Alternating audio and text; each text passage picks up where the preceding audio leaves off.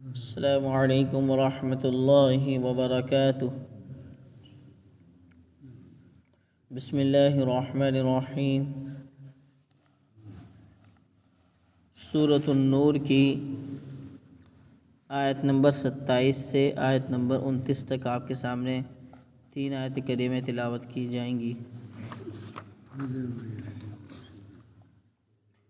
اعوذ باللہ من الشیطان الرجیم، بسم اللہ الرحمن الرحیم۔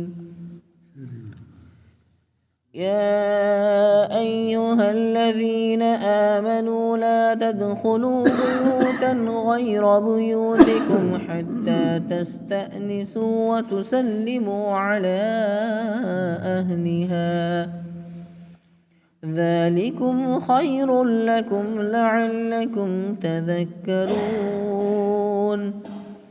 فإن لم تجدوا فيها أحدا فلا تدخلوها حتى يؤذن لكم، وإن قيل لكم ارجعوا فارجعوا هو أزكى لكم، والله بما تعملون عليم۔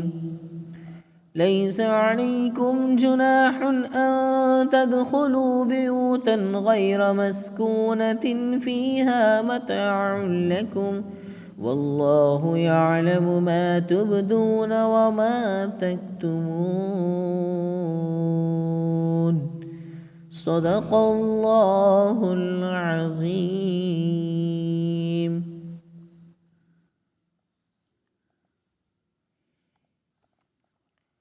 سورۃ النور کی آیت نمبر 27۔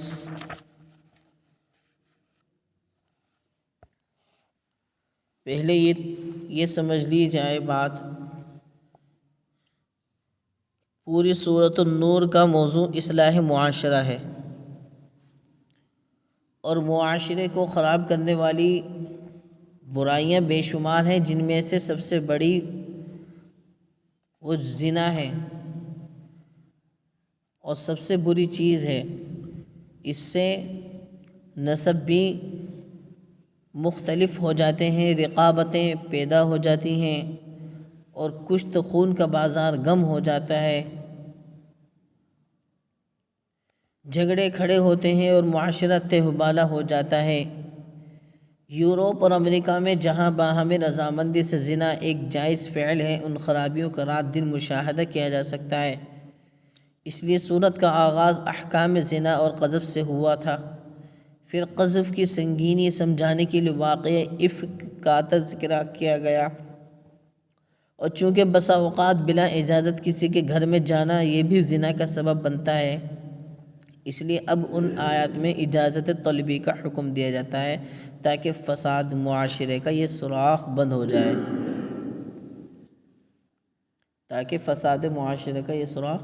بند ہو جائے۔ تو ملاقات کے لیے جاؤ تو پہلے اجازت لو، بغیر اجازت کے کسی کے گھر میں داخل مت ہو، یہ ہے اصل عنوان۔ اللہ تعالیٰ کا پاک ارشاد ہے، یا ایہا الذین آمنوا، اے ایمان والو، لا تدخلوا بیوتا غیر بیوتکم، اپنے گھروں کے علاوہ دوسرے گھروں میں داخل مت ہو، حتی تستأنسوا وتسلموا علی اہلہا، یہاں تک کہ اجازت لے کر انس پیدا کر لو اور ان میں رہنے والوں کو، وتسلموا علی اہلہا، اور ان میں رہنے والوں کو سلام کرو۔ ذالکم خیر لکم، یہ بات تمہارے لیے بہتر ہے، اور یہ بات تم کو اس لیے بتائی گئی ہے، لعلکم تذکرون، تاکہ تم اپنا فائدہ یاد کرو۔ چند باتیں ہیں جو سمجھ لینی چاہیے۔ نمبر 1، اجازت مانگنے کا حکم مردوں کی طرح عورتوں کے لیے بھی ہے۔ یہاں یا ایہا الذین آمنوا مذکر کا صیغہ ہے، یعنی آدمی کے لیے ہے کہ ایمان والے مردوں، حالانکہ یہ حکم عورتوں کے لیے بھی ہے۔ آیت میں خطاب اگرچہ مردوں سے ہے، مگر عورتیں بھی اس حکم میں داخل ہیں۔ قرآن کریم کا یہ عام اسلوب ہے کہ مردوں کو مخاطب بنایا جاتا ہے اور عورتیں اس کے ضمن میں شامل لیتی ہیں۔ بس دوسرے کے گھر میں جانے کے لیے اجازت طلب کرنا مرد پر بھی واجب ہے اور عورت پر بھی واجب ہے۔ عورت کسی عورت کے پاس جائے یا مرد کسی مرد کے پاس جائے، سب کو اجازت لینی چاہیے، حتیٰ کہ اگر اپنی ماں، بہن یا دوسری محرم عورتوں کے گھر میں جائے تب بھی اجازت لے کر جائے۔ اور موطا امام مالک رحمۃ اللہ علیہ میں ایک روایت ہے، موطا امام مالک ایک کتاب ہے حدیث کی، جس طریقے سے موطا امام محمد ہے، تو اسی طریقے سے موطا امام مالک رحمۃ اللہ علیہ، اس میں ایک روایت ہے کہ ایک شخص نے رسول اللہ صلی اللہ علیہ وسلم سے پوچھا، کیا میں اپنے والدہ کے گھر میں جاؤں تو اجازت طلب کروں؟ آپ علیہ السلام نے فرمایا ہاں۔ اس نے عرض کیا میں تو ہر وقت ان کی خدمت میں رہتا ہوں۔ آپ نے فرمایا پھر بھی اجازت لیے بغیر گھر میں مت جاؤ۔ کیا تمہیں یہ بات پسند ہے کہ اپنی ماں کو ننگا دیکھو؟ اس نے کہا نہیں۔ آپ نے فرمایا پس اجازت لو، کیونکہ ممکن ہے وہ کسی ضرورت سے اپنا سطر کھولے ہوئے ہو۔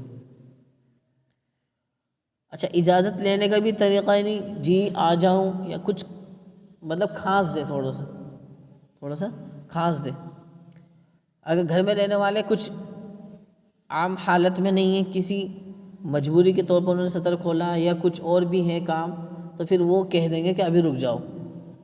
اس لیے آتے جاتے میں اگر گھر میں رہنے والے خدام ہیں، خادم ہیں، وہ اگر بار بار اجازت لیں گے تو پھر یہی کام رہ جائے گا۔ پھر کوئی عام آدمی گھر میں جا رہا ہے تو وہ تو چونکہ ایک مرتبہ جا رہا ہے، لیکن ایک خادم ہے، یہ گھر کا ہی بیٹا ہے، اب وہ بار بار اجازت لے تو پھر بجائے اور کام کرنے کے وہ تو اجازت لینے میں ہی رہے گا۔ تو اس لیے اس کے لیے ہے کہ وہ خاص دے۔ اور اگر گھر میں بیوی بچے ہی ہوں تو اجازت لینا ضروری نہیں، مستحب ہے، کیونکہ احتمال ہے کہ پڑوس کی کوئی عورت گھر میں آئی ہوئی ہو، پڑوس کی کوئی عورت بھی گھر میں آئی ہوئی ہو۔ حضرت حکیم الامت حضرت مولانا اشرف علی صاحب تھانوی رحمۃ اللہ علیہ اپنے گھر میں جانے کے لیے بھی اجازت لیتے تھے، اور وجہ یہ بتائی کہ ممکن ہے گھر میں پاس پڑوس کی کوئی خاتون آئی ہوئی ہو، اور اگر اپنا گھر بالکل خالی ہو تو اجازت مانگنے کا حکم باقی نہیں رہتا، البتہ سلام اب بھی کرنا چاہیے، اور اس صورت میں سلام ان لفظوں سے کریں، السلام علینا وعلی عباد اللہ الصالحین۔ کیا سلام کریں گے؟ السلام علینا وعلی عباد اللہ الصالحین۔ یعنی یہاں تو صرف گھر کے بارے میں ہے، میں کہتا ہوں کہ اگر کوئی دکان بھی ہے آپ کی، اس دکان کو کھولنے جا رہے ہیں آپ، تو جیسے ہی شٹر کھولیں اس کے بعد جب داخل ہوں تو پڑھیں السلام علینا وعلی عباد اللہ الصالحین۔ کوئی آپ کا مکان کافی دنوں سے بند تھا، آپ اس کو کھول لیں، آپ کو معلوم ہے کہ میرے علاوہ کوئی اور نہیں ہے اس میں، پھر بھی آپ پڑھیں السلام علینا وعلی عباد اللہ الصالحین۔ آپ کو دکھ رہا ہے کہ کوئی نہیں ہے، لیکن ہے ایک ایسی مخلوق جو تمہیں دکھ نہیں رہی، یعنی فرشتے ہیں۔ ہم پر اور اللہ کے نیک بندوں پر سلام ہو، السلام علینا وعلی عباد اللہ الصالحین۔ حضرت مولانا مفتی سعید احمد صاحب پالنپوری رحمۃ اللہ علیہ وہ فرماتے ہیں کہ میرے استاد حضرت شیخ محمود عبد الوہاب مصری رحمۃ اللہ علیہ دارالعلوم دیوبند میں مسجد کی بائیں جانب میں اوپری منزل پر، یعنی بالائی منزل پر اس حجرے میں قیام پذیر تھے جس میں آج کل حضرت مولانا مفتی ابو القاسم صاحب رہتے ہیں۔ وہ جب نماز کے لیے نیچے اترتے تھے تو کمرہ بند کر کر آتے تھے، پھر جب نماز سے فارغ ہو کر لوٹتے تھے تو میں ساتھ ہوتا تھا، جب وہ کمرہ کھولتے تو مذکورہ لفظوں سے سلام کرتے تھے، پھر اندر داخل ہوتے تھے۔ نمبر 2، آیت کریمہ میں ایک دوسرا لفظ ہے تستأنسو، یعنی تم انسیت پیدا کر لو، جبکہ ہونا چاہیے تھا تستأذنو، تم اجازت لے لو، اجازت لے لو۔ اس میں تبدیلی اس لیے کہ اجازت طلبی کی حکمت اور مصلحت کی طرف اشارہ ہو جائے، پس آیت میں اقتضاء النص سے تستأذنو محذوف ہوگا اور تقدیری عبارت ہوگی حتی تستأذنو لتستأنسو، یہاں تک کہ تم اجازت لے لو تاکہ ایک دوسرے سے مانوس ہو جاؤ۔ جب کوئی شخص کسی کی ملاقات کے لیے جاتا ہے تو اگر اجازت لے کر مہذب انسان کی طرح ملے تو مخاطب اس کی بات توجہ سے سنتا ہے اور اس کی کوئی حاجت ہو تو اس کو پورا بھی کرتا ہے، اور اگر غیر مہذب طریقے پر اجازت لیے بغیر مسلط ہو جائے تو مخاطب اس کو بلائے ناگہانی سمجھتا ہے اور اس کی بات توجہ سے نہیں سنتا، نہ اس کی ضرورت کی طرف کوئی توجہ دیتا ہے، اور اس کے دل میں خیال پیدا ہوتا ہے کہ یہ تو بیکار شخص ہے اور آنے والے کو ایذائے مسلم کا گناہ الگ ہوتا ہے، تو اس لیے پہلے اجازت لے لی جائے۔ اجازت کا مطلب ہے کہ مانوس ہو جائے، اجازت کا مطلب مانوس ہو جائے، اور مانوس کا مطلب ہوتا ہے، آپ سمجھ لیجئے کہ جو کوئی دوسرے انسان کسی سے ڈرے نہیں۔ جیسے مکھی، یہ مانوس نہیں ہوتی انسان سے، مکھی یہ انسان سے مانوس نہیں ہوتی ہے، آپ تھوڑا سا ہاتھ کریں گے ایک دم اڑ جائے گی، تو ایسے یہ ہاں انسان اور ایک دوسرے انسان ان میں انسیت ہے، لیکن انسیت بھی مانوس بھی تبھی ہوں گے جب معلوم ہوگا کہ ہاں یہ اچھا انسان ہے۔ پہلے زمانے میں کسی جانور کی پرچھائی سے تھوڑا سا انسانوں کو ڈر لگتا تھا، آج جانوروں کی پرچھائی سے نہیں، آج کسی انسان کی پرچھائی سے لگتا ہے، کیونکہ انسان انسان کے دشمن ہو چکے ہیں، آج کے وقت میں بھائی بھائی کے دشمن ہو چکے ہیں۔ تو اس لیے آنے سے پہلے انسیت یعنی مانوس ہو جائے، یعنی اجازت لے لیں۔ نمبر 3، آنے والے کو 2 کام کرنے ہیں، ایک اجازت لینی ہے، وہ تسلم علی اہلہا، اور سلام کرنا ہے۔ ان میں پہلے کیا عمل کریں؟ پہلے اجازت لینی چاہیے پھر سلام کرنا چاہیے، یا اس کا الٹا ہونا چاہیے؟ تو اس سلسلے میں مفسرین کرام میں اختلاف ہے۔ ایک رائے یہ ہے کہ پہلے اجازت لے پھر سلام کرے۔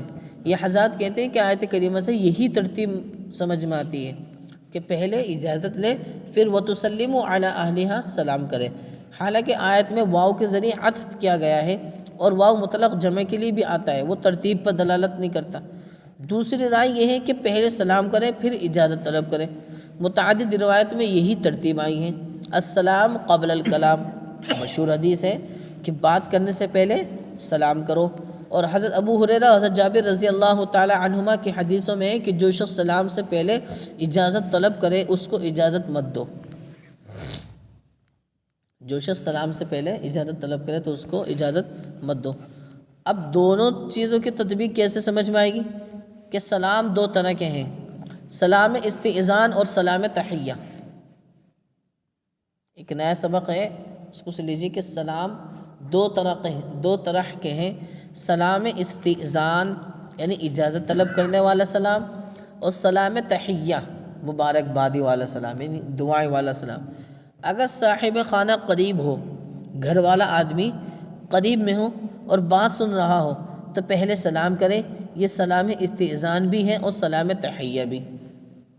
جو قریب میں ہے، جی السلام علیکم، بات کرنے چاہ رہے ہیں، تو پھر یہ ایک دعائیہ بھی یعنی سلام تحیہ بھی ہو گیا، اور ایک سلام استئذان بھی، یعنی اب ہم کچھ کہنا چاہ رہے ہیں، اجازت نہیں ہے۔ پھر اجازت ملنے کے بعد جب گھر میں داخل ہو تو دوبارہ سلام تحیہ کرنا ضروری نہیں، اور اگر صاحب خانہ دور ہو، گھنٹی بجانے کی ضرورت ہو یا دروازہ کھٹکھٹانے کی، تو پہلے استئذان کرے، جب اجازت مل جائے اور گھر میں داخل ہو تو اب پھر سلام کرے، اب سلام کرے۔ اور آج کتنا اچھا ہو گیا کہ موبائل کے ذریعے سے پہلے اجازت لے لیں، موبائل کے ذریعے سے پہلے اجازت لے لیں، پھر گھر پہ جائیں، اس وقت میں پھر بھی موبائل کے ذریعے سے یا گھنٹی کے ذریعے سے اجازت لیں، موبائل یا گھنٹی کے ذریعے سے اجازت لیں کہ جی ہم داخل ہو سکتے ہیں گھر میں، اوپر یا نہیں۔ اگر وہ اجازت دیں تو اجازت دینے کے بھی بہترین طریقے آ رہے ہیں اس وقت، وہ آٹومیٹک ہے، اپنے پاس بٹن ہوتا ہے، دروازے کا لوک کھل جاتا ہے۔ پھر اس کے بعد جب آتے ہیں تو وہ تسلم علی اہلہا، پھر سلام کرتے ہیں۔ واقعتاً حتی تستأنسوا وتسلم علی اہلہا، اس عمل کی یہ دلیل ہے، یعنی صاف طور پر یہ عمل ثابت ہو رہا ہے، واللہ اعلم۔ نمبر 4، ذالکم خیر لکم، یہ بات تمہارے لیے بہتر ہے، یعنی اجازت لیے بغیر کسی کے گھر میں داخل ہونے سے بہتر ہے کہ تم جو ہے پہلے سلام اجازت لے لو پھر اس کے بعد سلام کرو۔ اس کے متعدد فائدے ہیں۔ پہلا فائدہ یہ ہے کہ جس کی طرف تستأنسوا میں اشارہ کیا ہے کہ صاحب خانہ آنے والے سے مانوس ہو جاتا ہے اور ملاقات خوشگوار ہوتی ہے۔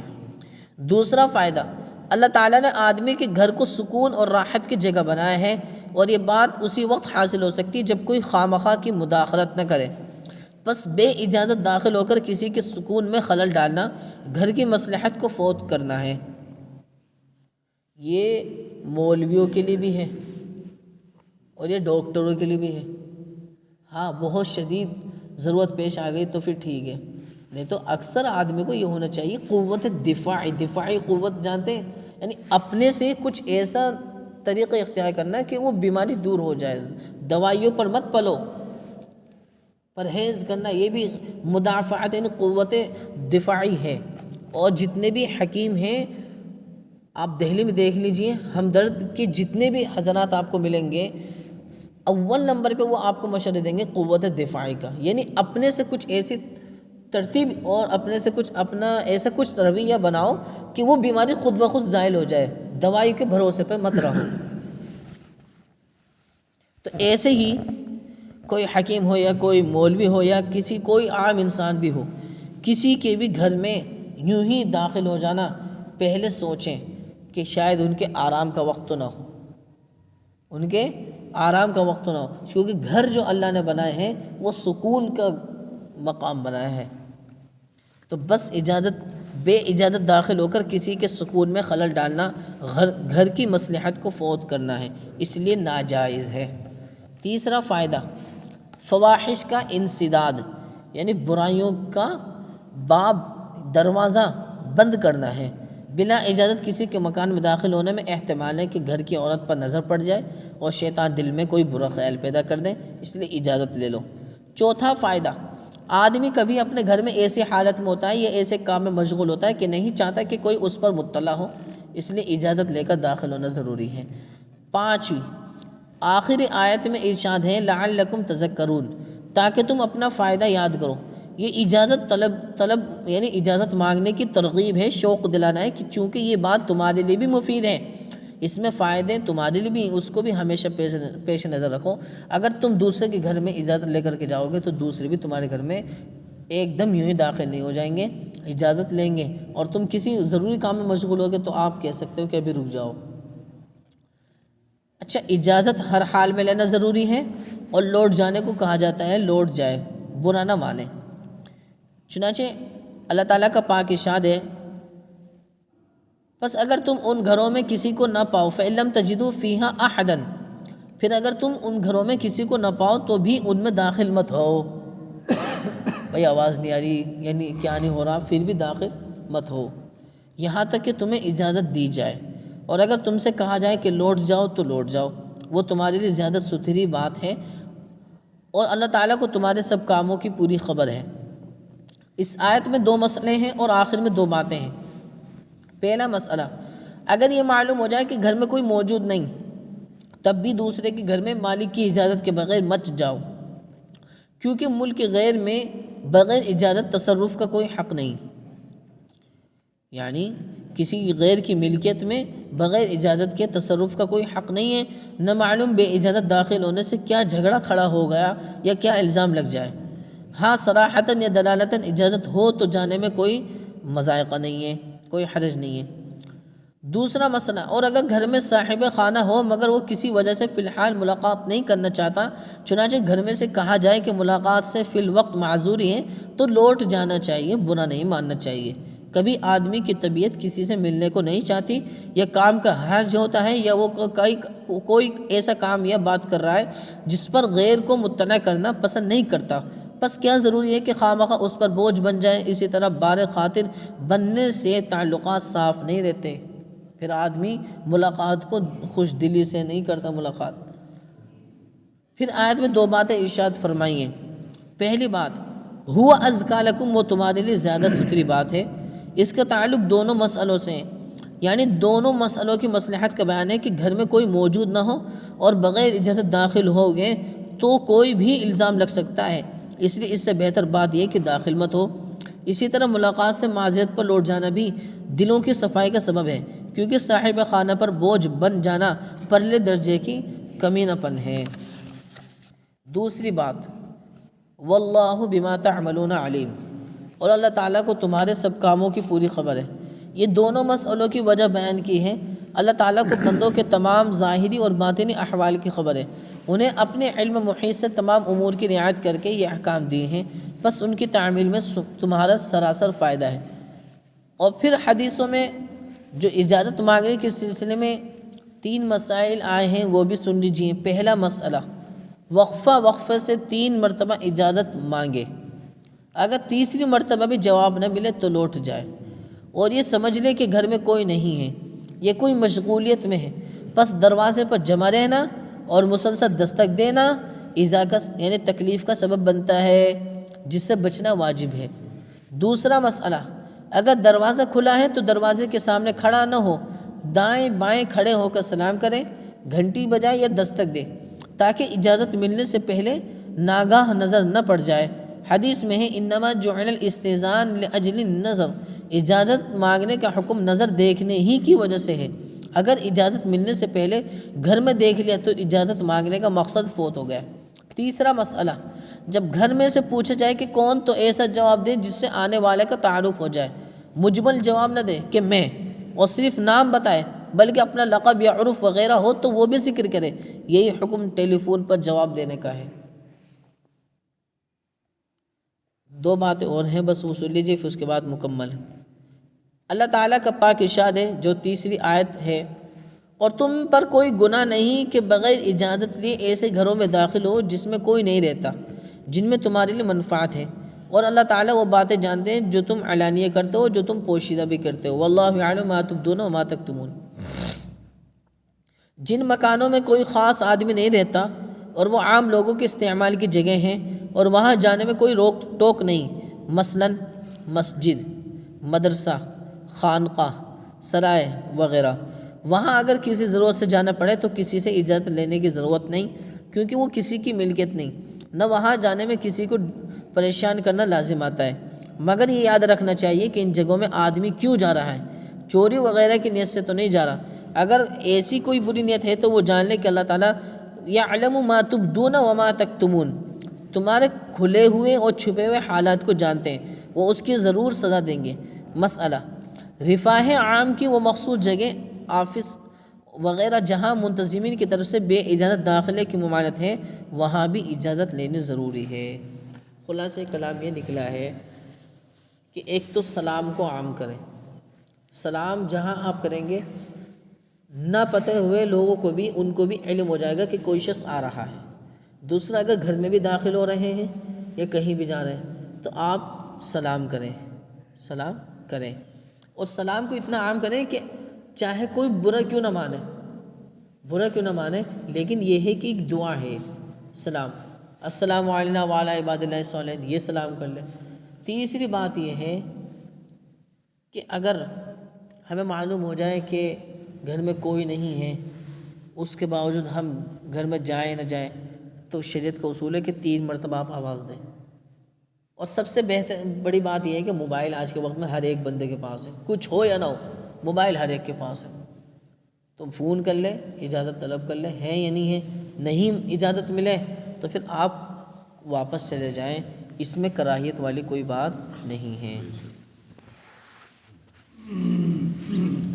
الحمدللہ رب العالمین والصلاة والسلام علی سید المرسلین، یا رب صلی وسلم دائما ابدا علی حبیبک خیر الخلق کلہم۔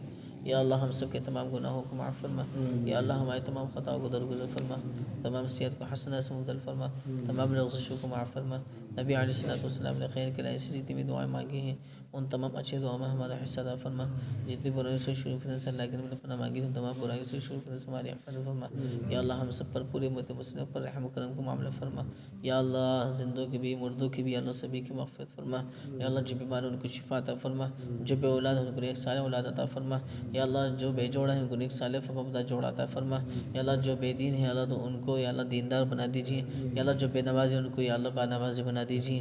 یا اللہ جو بے روزگار ہیں ان کو بھی یا اللہ روزگار بنا دیجیے۔ یا اللہ ہم سب کو بھی حلال روزی عطا فرما دیجیے۔ یا اللہ جن غریب بچوں کے رشتوں کے انتظام نہیں ہو پا رہے میرے مولا کریم ان کے رشتوں کے انتظام غیب کے خزانے سے پورا فرما دیجیے۔ یا اللہ نکاحوں کے انتظام بھی فرما دیجیے۔ مولا کریم یا اللہ ہم سب کے ایمان میں، نیک اعمال میں، کاروبار میں برکت عطا فرما دیجیے۔ یا اللہ جب تک ہمیں زندہ رکھیں تو اسلام پر زندہ رکھنا، جب موت دے تو یا اللہ ایمان پر خاتمہ فرمانا۔ مولا کریم ارحم الراحمین یا اللہ دونوں جہاں میں عزت کامیابی، سرفرازی، خوشیاں، خیر، بھلائیاں عطا فرمانا، اور یا اللہ دونوں جہاں میں ذلت سے، بے عزتی سے، رسوائی سے ہماری حفاظت فرمانا۔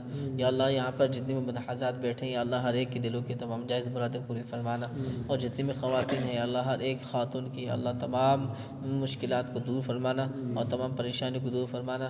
یا اللہ تمام جائز مرادیں جائز